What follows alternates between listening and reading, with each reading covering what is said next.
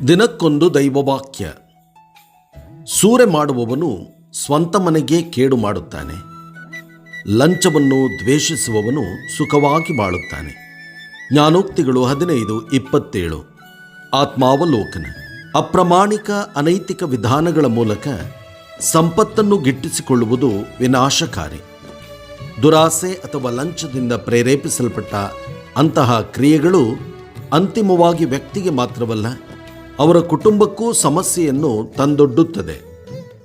ಎಷ್ಟೇ ಇದ್ದರೂ ಬಿಗಡಾಯಿಸಿದ ಸಂಬಂಧಗಳು, ಆರ್ಥಿಕ ಅಸ್ಥಿರತೆ, ಕಳಂಕಿತ ಖ್ಯಾತಿ ಇವೆಲ್ಲವೂ ಕಟ್ಟಿಟ್ಟ ಬುತ್ತಿ.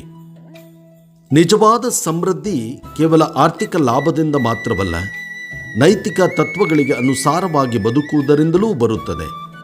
ಕಷ್ಟದಲ್ಲಿರುವಾಗಲೂ ಲಂಚವನ್ನು ತಿರಸ್ಕರಿಸುವ, ನೈತಿಕತೆಯನ್ನು ಕಾಪಾಡಿಕೊಳ್ಳುವ ಮನೋಭಾವವನ್ನು ಬೆಳೆಸಿಕೊಳ್ಳಬೇಕು.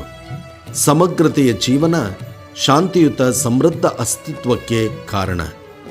ಆದ್ದರಿಂದ ಸೂರೆ ಮಾಡದೆ, ಲಂಚವನ್ನು ಸ್ವೀಕರಿಸದೆ ಇರುವುದರಲ್ಲೇ ಸುಖವಾಗಿ ಬಾಳಲು ಪ್ರಯತ್ನಿಸುವುದು ಒಳಿತಲ್ಲವೇ?